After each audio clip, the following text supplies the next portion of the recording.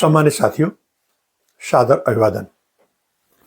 सत्संग की आज की परम पावन प्रेरक प्रसंगावली में हम चर्चा करेंगे एक ऐसे व्यक्ति जिसने 1 मिनट में 7 समुद्र पार जाकर अंग्रेज अपने अधिकारी की रोगग्रस्त पत्नी का कैसे किया उपचार। ये अद्भुत प्रकरण बहुत ही अनुकरणीय, स्मरणीय और आचरणीय है। इसलिए हम चाहेंगे कि इसमें आपकी सहभागिता पूर्ण संवाद यात्रा में प्राप्त हो। सम्मानित साथियों, दानापुर में अंग्रेजों का एक ऑफिस था। वहाँ एक अधिकारी अपने कक्ष में बैठे बड़े उदास और दुखी, द्रवित मन में ऐसी मनाकृति बनाए हुए बैठे हुए थे। तो उनका एक जो वरिष्ठ सहायक था फाइल लेके गया, दूर से बोले कि अरे भाई बंगाली बाबू, आज मेरी मानसिक स्थिति ठीक नहीं है, ले जाओ फाइलें, आज मैं नहीं करूँगा। उन्होंने कहा सर ये बताइए क्या समस्या क्या है। उन्होंने कहा कि मेरी पत्नी बहुत दिनों से बीमार चल रही थी और पिछले हफ्ते चिकित्सक का पत्र भी मुझे मिला था कि इनकी जो दशा है बहुत ही दयनीय है, गंभीर है और जान भी जा सकती है। हुआ ये कि करीब 1 हफ्ते से उनका कोई समाचार नहीं मिला। इधर हमने अवकाश के लिए हमने आवेदन किया, वो हमारा स्वीकृत नहीं हुआ। बड़ी उपापोह की दशा में है, मैं क्या करूं। इसलिए अब मेरा मन आज इतना भारी है कि मुझे कोई काम करने की इच्छा नहीं है। तो किरानी बाबू उनसे कहते थे आप आज कृपा करके चले जाइए। इन्होंने कहा कि आप घबराइए नहीं, मैं अभी आपकी मैडम यानी पत्नी की दशा का आपको सही आकलन करके बताता हूँ। अब ये कहा लेकिन उनको कोई भरोसा नहीं हुआ और उन्होंने कहा कि आप फिलहाल फाइल लेके जाइए। ये आए, अपने कमरे में एकांत में बैठ के ध्यानस्थ हुए और कुछ ही मिनट में जाके पहुंचे और बोले कि सर आपकी पत्नी पूर्ण स्वस्थ हैं और आज ही की तिथि में वो आपको पत्र लिख करके ये बात, इस शुभ समाचार की जानकारी आपको दे रही है और साथ में 1 महीने बाद वो खुद यहाँ आ रही है।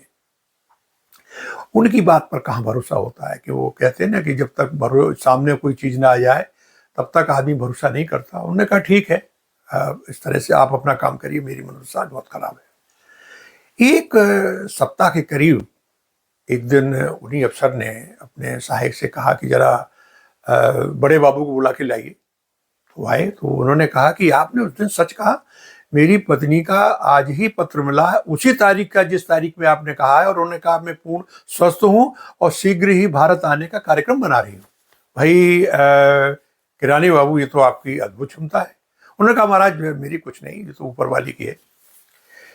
कई मतलब 2-3 महीने की अंतराल की बात है। एक दिन वो अपने आवास पर, जैसे अधिकारी लोग पत्रावली मंगा लेते हैं, तो ये बड़े बाबू पत्रावली लेके गए, आप पत्रावली से दिखा रहे थे, तभी उनकी मैडम आई ड्राइंग रूम में और चीख कर बोली अरे ये तो वंडर, आश्चर्य हो गया। उन्होंने कहा क्या है।